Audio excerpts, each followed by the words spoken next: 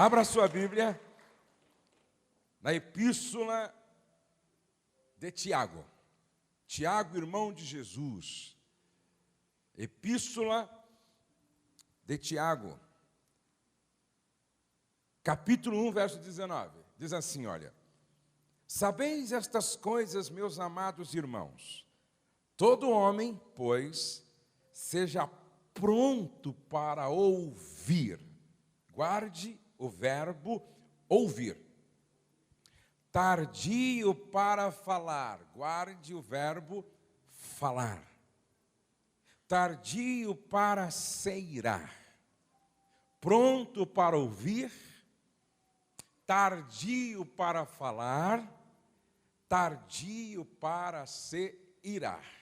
Aos Efésios, capítulo de número 4.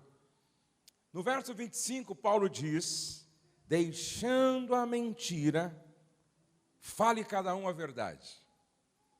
Deixando a mentira, fale cada um a verdade. No verso 26 ele diz: irai-vos e não pequeis.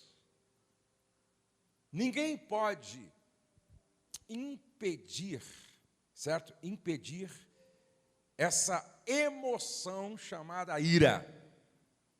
Agora, o segredo está em como você lida com a ira. Irai-vos e não pequeis.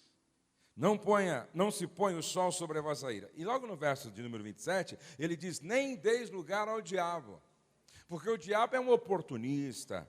Nem deis lugar ao diabo. Verso 29. Não saia da vossa boca nenhuma palavra torpe, e sim unicamente a que for boa para a edificação, conforme a necessidade, e assim transmita graça aos que a ouvem. No verso 30 ele diz: não entristeçais o Espírito Santo de Deus, no qual fostes selados para o dia da redenção. Verso 31, longe de vós toda amargura, e cólera, e ira, e gritaria, e blasfêmias, e bem assim toda a malícia. Antes sede uns para com os outros, benignos, compassivos, perdoando-vos uns aos outros, como também Deus em Cristo vos perdoou. Quantos podem dizer amém? Amém. Podem sentar, queridos.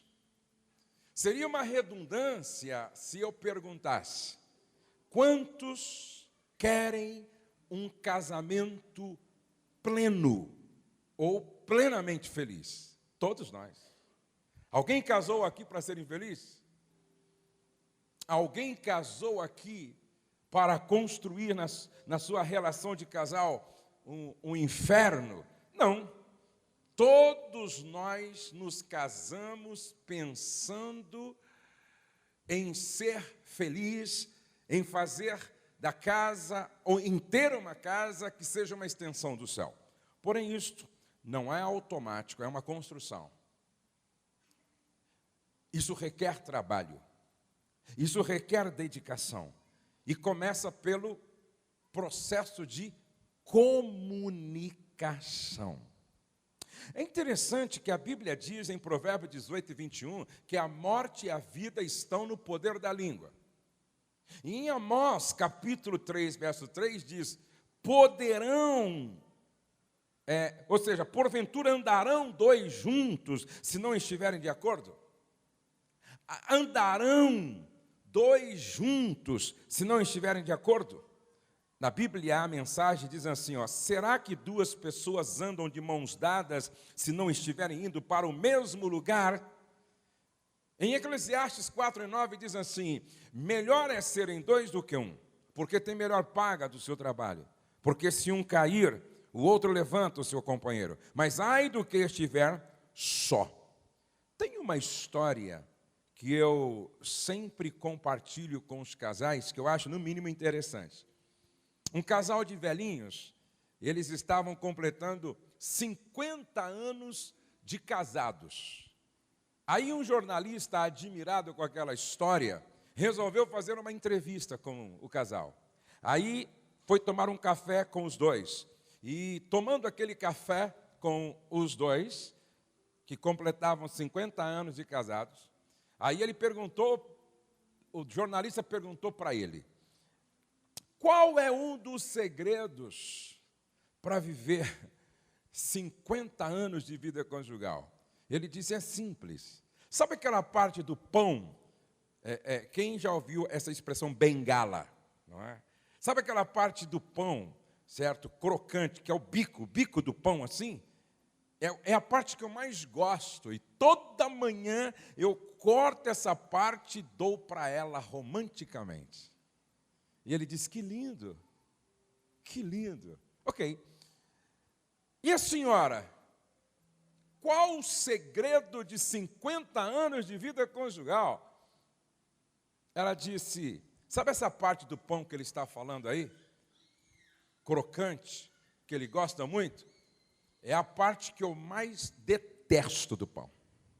E eu estou comendo isso há 50 anos.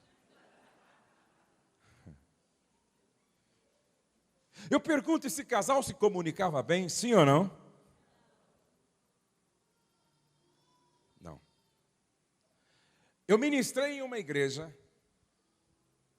que depois do culto, eu e a Rose fomos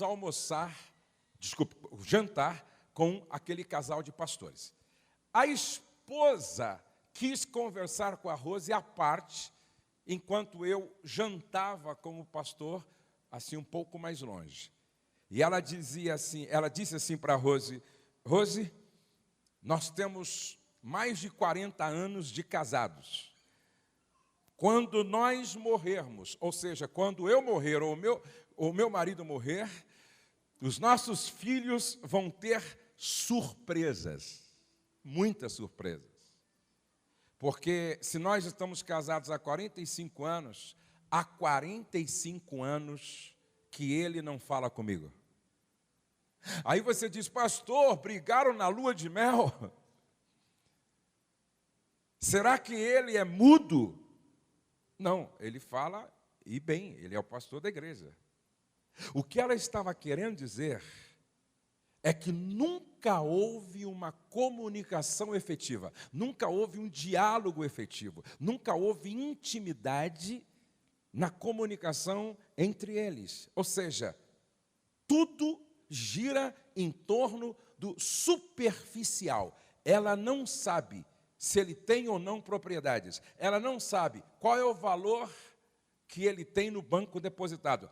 Ela não sabe quanto ele ganha. Ela não sabe quais são suas dores. Ela não sabe quais são os seus dilemas, suas tentações. Ela não sabe absolutamente nada a respeito dele. Preste atenção, amados.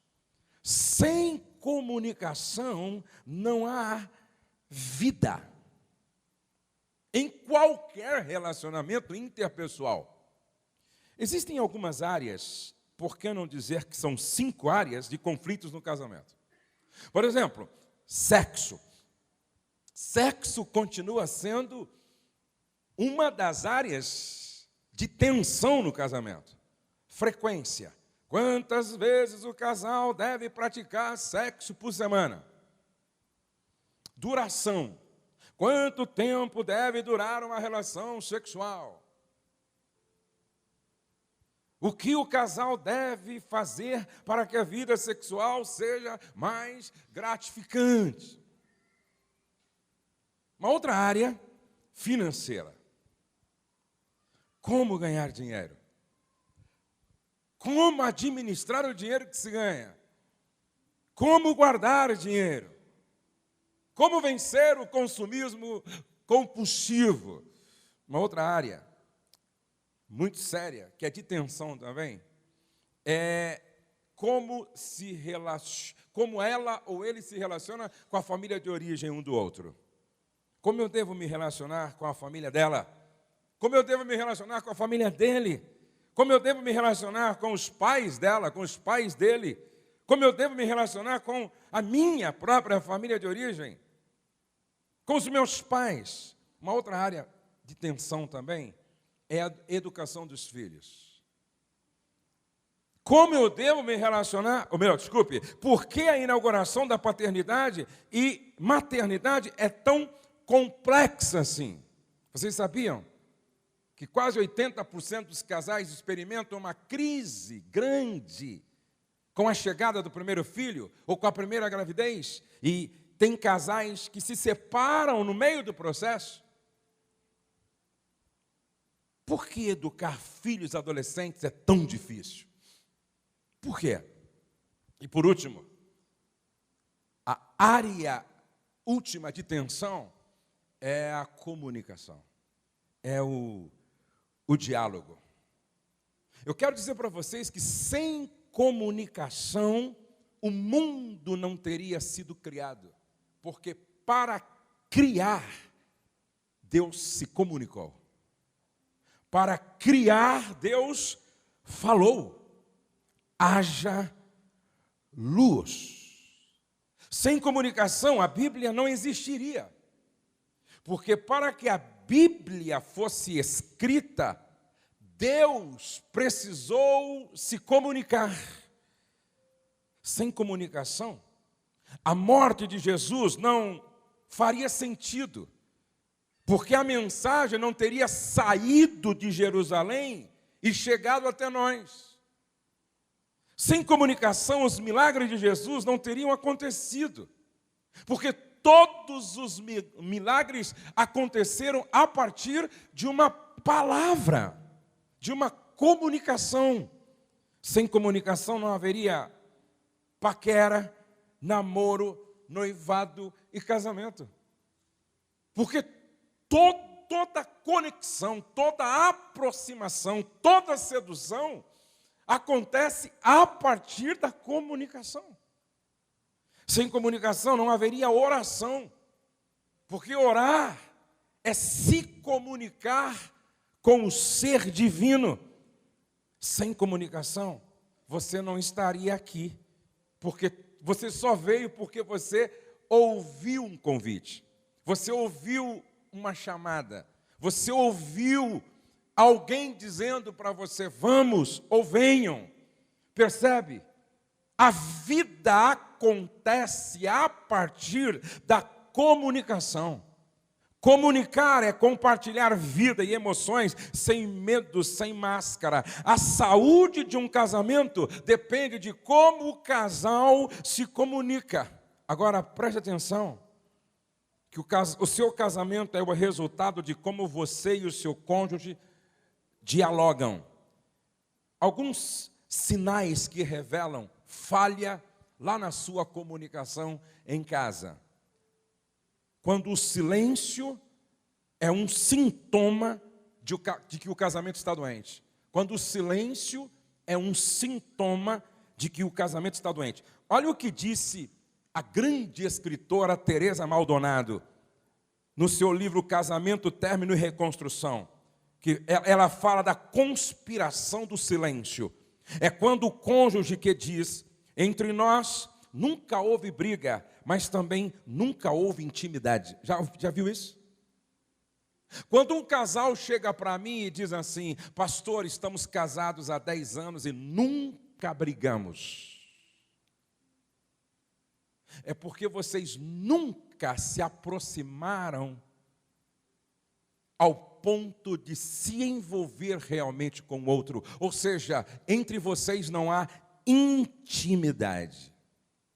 A pessoa se retrai, se fecha, se cala, não ataca, nem é atacada, passa a viver na sombra do outro e se despersonalizando e se retirando da vida. Aí o casamento se cristaliza na conspiração do silêncio. Ele e ela já não têm mais o que conversar. Não brigam, não se odeiam, não se desentendem, mas também não se abraçam, não se amam, não se entendem. O escritor Augusto Cury diz que existem casais que vivem na mesma cama, mas não na mesma história. Casais que vivem na mesma cama, mas não na mesma história. Que dividem o mesmo ar, mas não os mesmos sonhos, são grupos estranhos. Não tiveram coragem de adentrar em camadas profundas um do outro, eles pecam na comunicação. Então o silêncio pode ser uma conspiração dentro dessa relação que não tem vida. Segundo sinal, quando se ouve o que o outro não diz. Isso é muito comum no casamento. Ouvir o que o outro não diz. Cuidado, porque nós filtramos aquilo que nós ouvimos a partir do nosso estado emocional. E é interessante que o nosso estado emocional não filtra apenas o que nós ouvimos, mas determina como nós enxergamos tudo. Porque eu enxergo a partir do meu estado emocional. Às vezes, o que eu estou vendo não é o real. Muitas vezes, o que eu estou ouvindo não é o que está sendo dito. É as minhas emoções que não estão bem. Agora, preste atenção. O outro sinal é quando não há espaço para as diferenças. Quando não há espaço para as diferenças. Nós somos diferentes em muitos aspectos. Nós temos personalidades diferentes. Nós temos temperamento diferente. Nós temos gostos diferentes. Nós temos percepção diferente. Muitas vezes eu e a Rose olhamos para a mesma coisa e enxergamos de forma diferente. Preste atenção, se não houver um espaço para as diferenças, haverá sempre guerra dos sexos dentro dessa casa. Eu preciso respeitar esse espaço das diferenças. E aí, se você não entender isso, não há comunicação sadia e sustentável. Outro sinal, quando já não há mais respeito e as agressões verbais se tornam frequentes. O desrespeito é o veneno que vai matando aos poucos o relacionamento conjugal. Se existe uma coisa que tem que ser preservada a todo custo em uma relação de casal, é o respeito. Porque se acabar o respeito, a gente passa a desonrar. E desonrar é não reconhecer o valor do outro. É tratar o outro como algo e não como alguém. É tratar o outro sem reconhecer o quanto importante este outro, que é, na verdade, o nosso cônjuge, sócio conjugal, tem. Outro sinal, quando os dois, a cada dia, estão mais distantes emocionalmente. Quando os dois, a cada dia, estão mais distantes emocionalmente. Olhem para cá, por favor. A gente casa e dia após dia, ou a gente vai se casando um pouco mais, ou a gente vai num processo de descasamento. E eu olho para alguns casais e a impressão que me dá é que eles não estão se casando a cada dia um pouco mais. Eles estão num processo de descasamento. Em vez de a água ir sendo assim, ir ganhando gosto e sabor de vinho, o vinho vai se tornando vinagre. Esse é um dos sinais de que está havendo falha na comunicação. Sexto e último sinal, quando o casal acha que o melhor caminho é não discutir mais sobre coisa alguma, e aí se estabelece uma guerra fria. Eu conheço casais que vivem assim. Eu prefiro não falar mais para não arrumar confusão. Vamos empurrando com a barriga para ver aonde isso vai dar.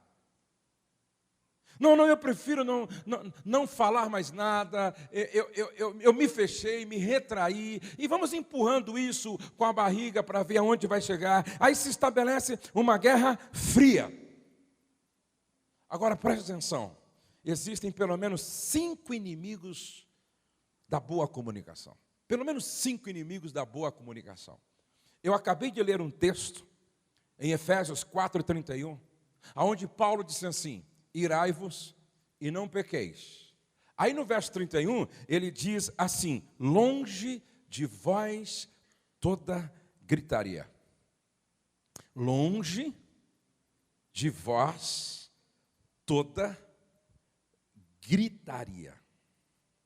Eu gosto do pensamento que diz: os gritos começam quando termina a inteligência. Os gritos começam quando termina a inteligência. Gritar é falta de maestria emocional.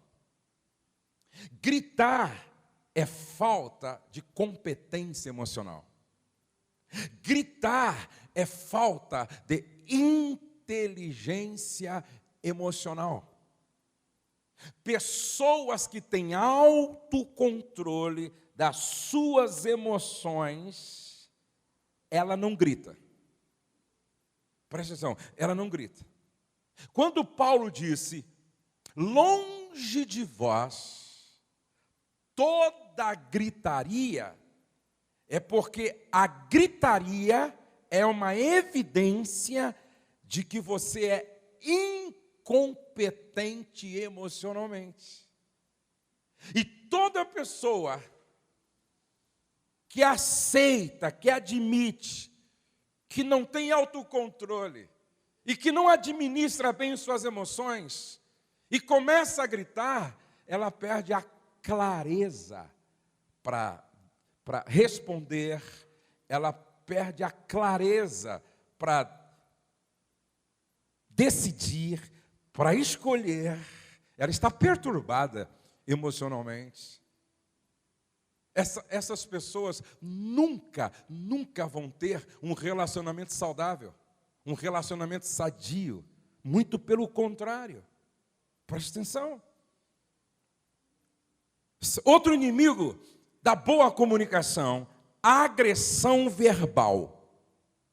Agressão verbal. Olha como Paulo trabalha essa questão da gestão das emoções. Ele começa assim, primeiro, longe de vós, deixai a mentira, fale a verdade. Aí ele diz assim, irai-vos e não pequeis. Você pode até ter um momento de tempestade emocional, mas tenha autocontrole. Tenha suas emoções, as rédeas das emoções sob controle. Aí ele diz assim, irai-vos, não pequei, não se põe o sol sobre a vossa ira. Resolva esta questão antes de ir para a cama. Olha como Paulo está nos ensinando o que a inteligência emocional está discutindo hoje. Ele diz, não leve esse lixo emocional para o leito que vai estragar a sua alma. Vai comprometer a sua saúde. Não vá para a cama desse jeito. Aí ele continua. Não deis lugar ao diabo. Por quê? Porque o diabo sabe que o momento em que nós mais estamos vulneráveis ao pecado é quando estamos passando por uma tempestade emocional. Quando a gente está assim, no momento de estado de ira ou irado.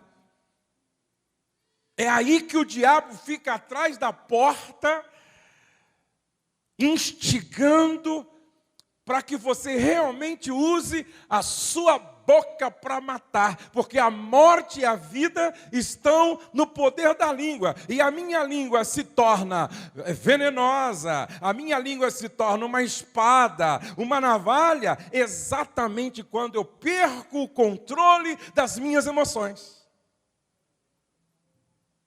Aí Paulo diz, não deis lugar ao diabo. Não deis lugar ao diabo. E aí ele continua, verso 29. Não saia da vossa boca nenhuma palavra torpe, e sim, unicamente a que for boa para a edificação, conforme a necessidade, e assim transmita graça aos que ouvem. Agressão verbal. Palavras matam. Palavras ferem. Palavras derrubam. Palavras machucam. Palavras desenham o futuro profético. Isso é sério. Palavras são sementes para tudo na vida. Aquilo que a gente fala são sementes que plantamos e certamente vamos colher. Por isso que a Bíblia diz que nós devemos tomar muito cuidado com aquilo que nós falamos, principalmente no momento da ira. Outro inimigo da boa comunicação, o mau humor. Pessoas mal-humoradas falham na comunicação. A gente precisa entender, e estava lendo sobre isso ainda hoje, não são os nossos sentimentos que determina a forma como nós pensamos, mas é a forma como nós pensamos que determina como nós sentimos, que determina como nós nos comportamos e como nós agimos. Hoje eu entendo o porquê que Paulo diz assim: modele sua forma de pensar a partir como Jesus pensava. Leia os evangelhos e copie o padrão de pensamentos de Jesus. Porque se você ler os evangelhos e copiar o padrão de pensamentos de Jesus, você vai ter os mesmos sentimentos ou forma de sentir de Jesus e, consequentemente, o seu comportamento e as suas ações vão ser parecidas com Jesus. Aí Jesus pensava assim, Mateus capítulo 5. Quer ser feliz? Seja humilde. Pensa de forma humilde. Quer ser feliz? Ele está falando de sentimento. Ele está falando de emoção. Quer ser feliz? Seja alguém que reconheça o erro, se arrependa e chore. Porque os que choram vão ser consolados pelo meu perdão, disse Jesus. Bem-aventurados que choram, porque eles vão ser consolados. E chora, arrependidos do pecado cometido, e virá o consolo de Deus através da sua manifestação da graça, através do perdão. Jesus dizia: quer ser feliz? Quer mudar sua forma de sentir? Seja manso. Ser manso é ser capaz de vencer o mal com golpes de bondade. É capaz de vencer a ira com um comportamento pacificador. Ser manso é ser capaz de, diante assim de um momento tenso, contar até 10, 20, 30 para dar uma resposta. E uma resposta não com base no que se está sentindo, mas com base em valores, com base em princípios. Jesus estava dizendo: quer ser feliz? Seja um pacificador, seja um construtor de pontes, seja um promotor de reconciliação. Jesus está dizendo, ou seja, Paulo, quando diz assim: olha, sejam meus imitadores, como eu imito Jesus. Em outras palavras, Paulo pegou o padrão de pensamento de Jesus, modelou sua forma de pensar, e agora ele tinha o mesmo sentimento e, consequentemente, um comportamento parecido, e agora ele diz assim para os discípulos: assim como eu modelei minha forma de pensar a partir como Jesus pensava, e por isso a minha forma de sentir foi parecida com a dele, e consequentemente a minha forma de se comportar e as minhas atitudes e ações, então me copiem. E se vocês querem me copiar, paguem o mal com o bem. Porque esta é uma forma inteligente de vencer a maldade com a bondade, porque ninguém vence maldade com maldade, ira com ira, ódio com ódio. A gente vence o ódio com amor, vence a ira com a calmaria que o Espírito Santo nos dá. Me entende? Não adianta. Tua mulher grita, você grita mais alto. Ninguém vence a ira. Ninguém vence a ira com ira, gente. Ninguém vence o ódio com ódio. Por isso que o Paulo era emocionalmente um maestro. Ele dizia, vença o mal com golpes de bondade. E olha o que ele dizia.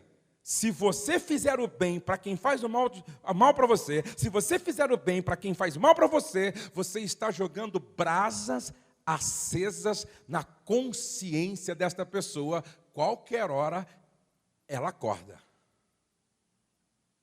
Qualquer hora, ela vai ser despertada para a verdade. E essa verdade vai libertar essa pessoa. Agora, preste atenção que o mau humor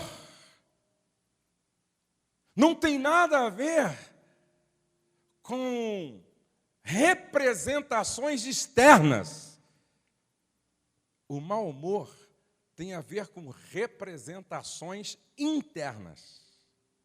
O seu mau humor, o meu mau humor, não tem nada a ver com o ambiente. Tem a ver com a nossa forma errada de pensar e de perceber as coisas.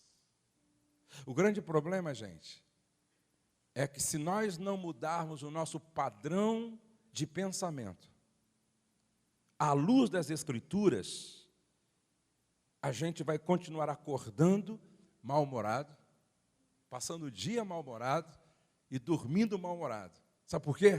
Porque o mal-humorado aceitou que o diabo colocasse nos seus olhos um óculos com as lentes do pessimismo. Doutor Pedro Calabres, um dos maiores estudiosos na área de mente, ele diz o seguinte: nós temos uma antena de captação mental. Nós temos uma antena de captação mental. E a nossa mente, bem provável por causa da queda, ela tem uma tendência natural de captar só o que é negativo. Só o que é negativo. E a gente precisa fazer um exercício, e essa recomendação a Bíblia já dava antes do Pedro Calabres. A gente precisa fazer um exercício para treinar nossa mente a captar mais o positivo do que o negativo. É por isso que quando você vai fazer um curso de coach, geralmente um dos exercícios que se dá é escrever 50 motivos para agradecer. Alguns cursos, 200 motivos para agradecer. Pedro Calabres ensina você todos os dias marcar 3 coisas que te aconteceram positivas para agradecer. E agradecer por coisas mais simples que vem à sua lembrança. Hoje eu fui ao banheiro e fiz xixi sem dor. Hoje eu fui ao banheiro e fiz minhas necessidades fisiológicas sem dor. Hoje eu dormi sem precisar de remédio. E dormi muito bem. Hoje eu experimentei a deliciosa chuva caindo sobre mim de forma maravilhosa, gloriosa e ainda regando todas as plantações da terra aqui em Bragança Paulista. Hoje eu almocei e tinha mistura. Hoje eu tomei um suco. Hoje eu abracei meu irmão.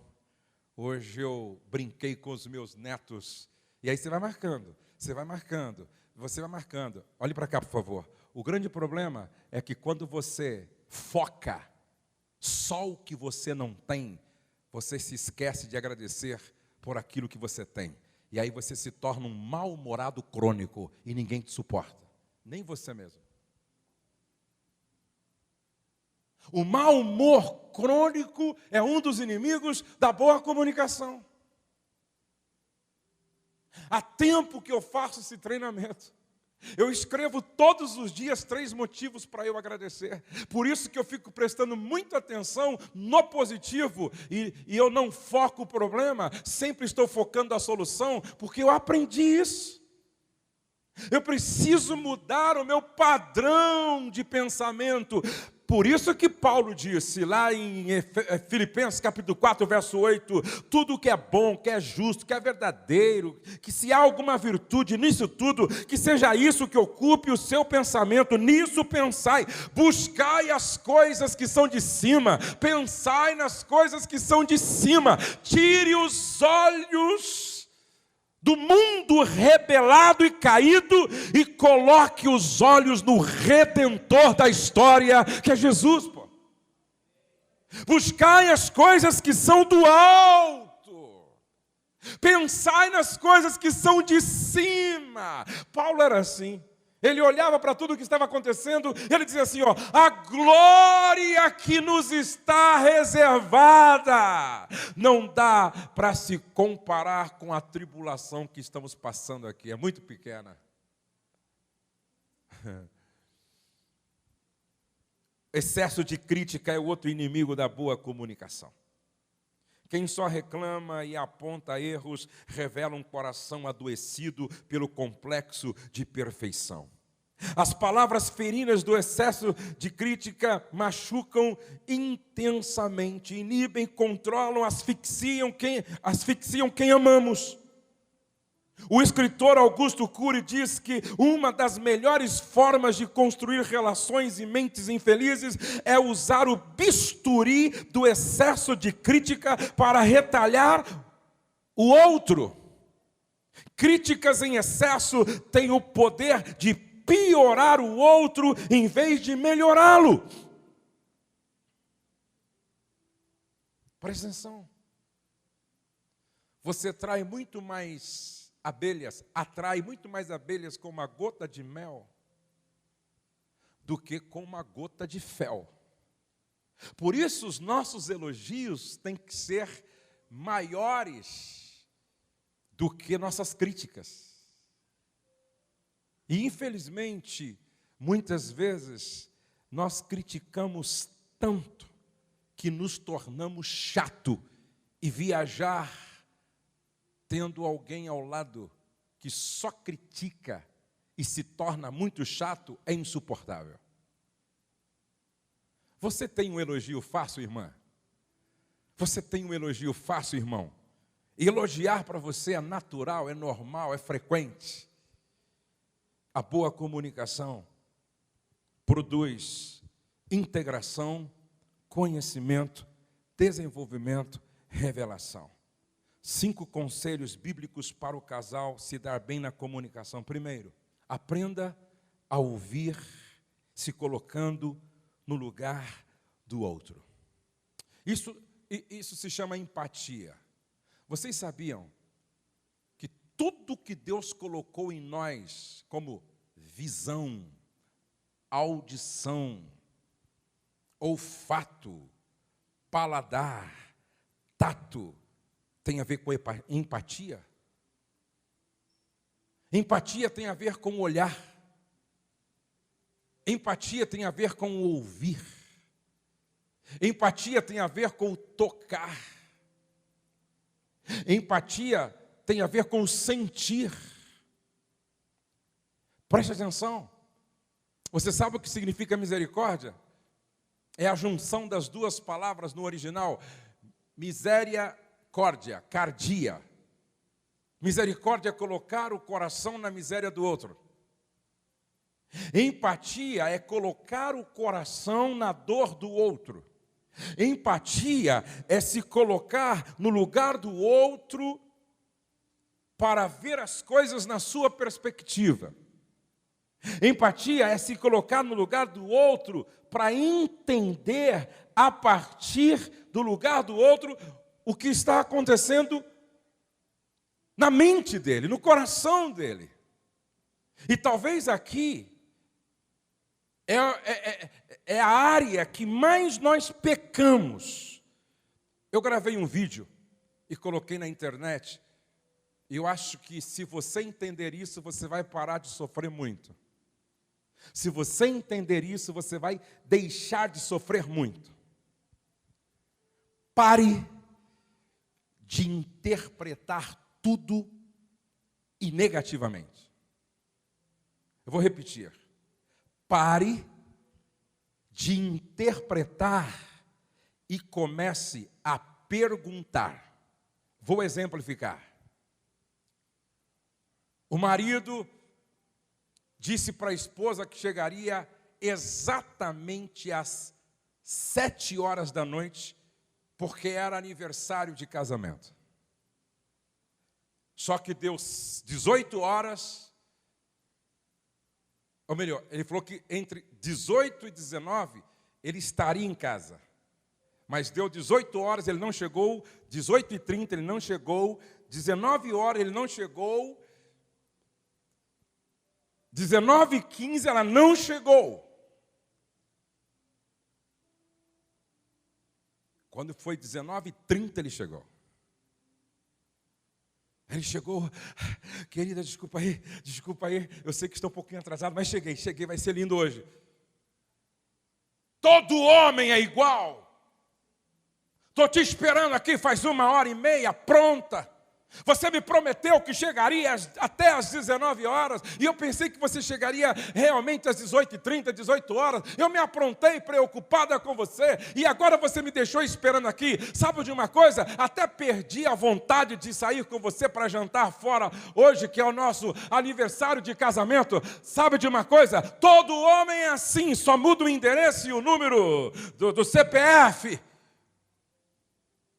Isso é porque é dia do nosso casamento. Imagina se fosse um outro dia qualquer. E ele ficou ouvindo ela.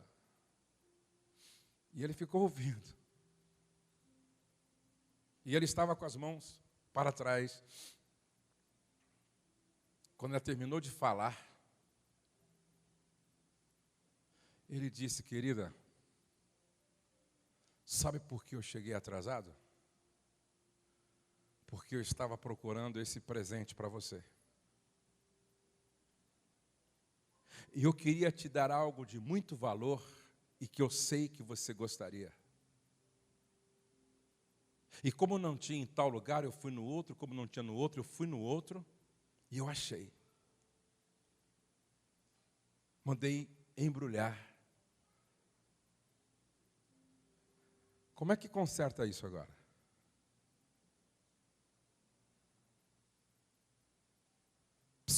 Como é que conserta isso agora? Não seria mais fácil, mais saudável, mais inteligente ela perguntar para ele: querido, por que você atrasou? O grande problema é que ela passou 1h30 com representações negativas, enfraquecedoras dentro dela.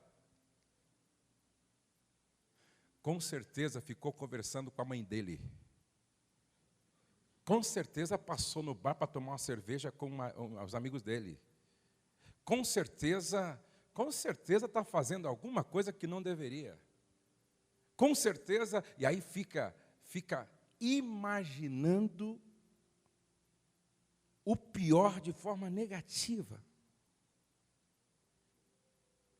Agora, se ela tivesse ligado, se ela tivesse perguntado, ou se ela colocasse na cabeça dela algumas interpretações positivas, certamente o patrão, quem sabe, pediu para ele ficar um pouco até mais tarde. Será que ele não teve um problema para resolver na empresa? Será que ele não está no trânsito, no engarrafamento? Será que o carro não quebrou? Será que ele não teve algum problema para resolver no caminho?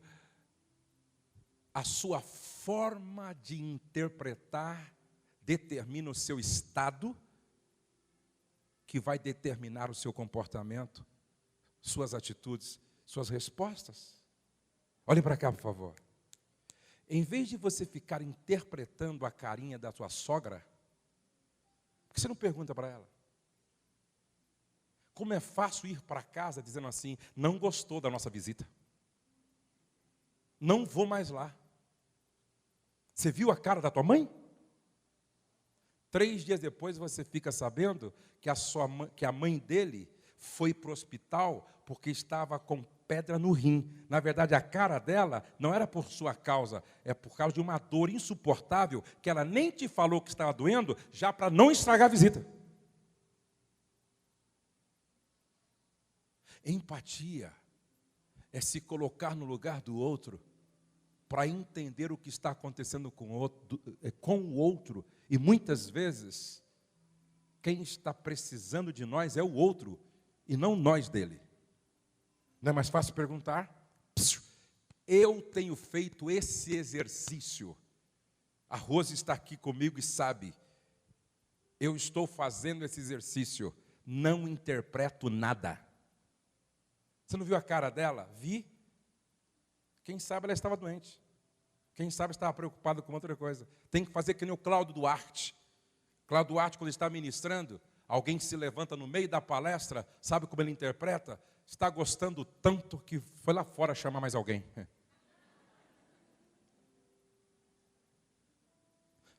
Para de pré-julgar, condenar, difamar. Se eu passei por você e não te cumprimentei, não fique sem dormir, liga para mim. Se a tua mãe estava com uma cara estranha na visita, liga para ela.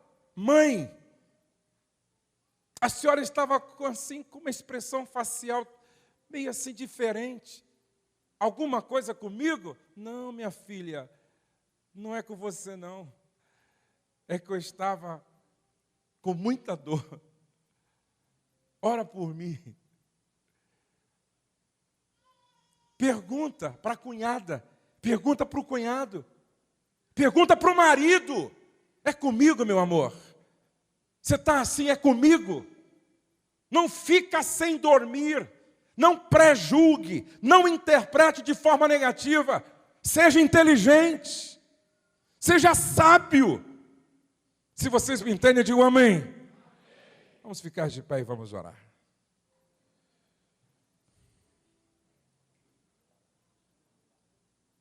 O caminho para o coração de alguém se faz pelo ouvir. Um marido perguntou à sua mulher: o que eu poderia fazer para despertar o seu melhor? Ela respondeu: ouvir. Ouvir sem julgar ou sem ter preconceito. Ouvir e aceitar. Ouvir somente para me entender. Ouvir em vez de criticar. Marido, a forma como você ouve a sua esposa precisa estar sob medida para ela. Quem não sabe ouvir jamais saberá se comunicar. Um dos principais anseios de qualquer pessoa é ser ouvida. Por isso, ser um bom ouvinte é o maior presente que você pode dar para a esposa. Amar é ouvir com o coração do outro. Quem não ouve o cônjuge, ouvirá os lamentos da própria alma. Quem não investe na comunicação dentro do lar, viverá no tormento do silêncio e da solidão, disse Hernandes Dias Lopes. Lembre-se, ouvir é uma arte a ser aprendida. Ouvir é tentar entender os sentimentos do outro. Ouvir é prestar atenção ao que acontece com o outro. Ouvir é uma abertura ativa a quem está falando. Ouvir é buscar compreender antes de ser compreendido ou compreendida. Ouvir é valorizar o outro. Ouvir é deixar o outro falar tudo o que sente, sem interrupção, sem autodefesa. Um autor desconhecido escreveu um texto muito interessante. Quando lhe peço que me ouça, e você passa a me dar conselhos, não fez o que eu lhe pedi. Quando eu lhe peço que me ouça e você me diz que eu não deveria estar me sentindo assim, está atropelando os meus sentimentos. Quando eu lhe peço que me ouça e você imagina que precisa fazer algo para resolver meus problemas, faz-me fracassar, pois mais estranho que eu pareça. Portanto, por favor, ouça-me por alguns minutos e quando chegar a sua vez, prometo ouvir sem interrupções. Você sabe qual é o maior motivo pelo qual o consumidor troca de produto? Serviço ou fornecedor? Se você disse preço ou marca, ou mau atendimento, você errou longe. O principal motivo pelo qual um consumidor troca de fornecedor corresponde a mais de 70% dos casos, é falta de atenção. Coloque a mão no ombro da sua esposa. Coloque a mão na cintura do seu marido. Olha-se nos olhos um do outro e diga assim: eu te prometo que a partir de hoje vou te ouvir mais e melhor. Vou te ouvir mais e melhor. Vamos orar. Senhor, obrigado por essa noite de conselhos, de orientação, de instrução, de verdades libertadoras. Dá que cada casal compreenda que tudo passa pelo nosso sistema de comunicação. Que tudo passa pelo falar, pelo ouvir, pelo compreender. Que nós saibamos, Senhor, lidar com a nossa ira, com as nossas emoções. E que nós pratiquemos aquilo que a Tua palavra nos diz. Pronto para ouvir, tardio para falar, tardio para se irar. E que na nossa casa, na nossa família e no nosso casamento, o Teu nome seja glorificado em todo o nosso comportamento pautado pela Tua palavra. No nome de Jesus, eu peço que seja assim. Amém e amém. Então você vai dar um abraço agora de 3 minutos e você vai ajuntar gravetos para acender o fogo mais à noite aí, tá? Então vamos lá. É lógico que os casados, os namorados, só vai juntando gravetos só. Dê um abraço aí de 3 minutinhos aí e diga aí algumas palavras. Vamos lá, gente. Bem romântico aí, certo? Vamos lá. Olha pra mim, você já sabe. O que eu sinto por você não é segredo. Eu sei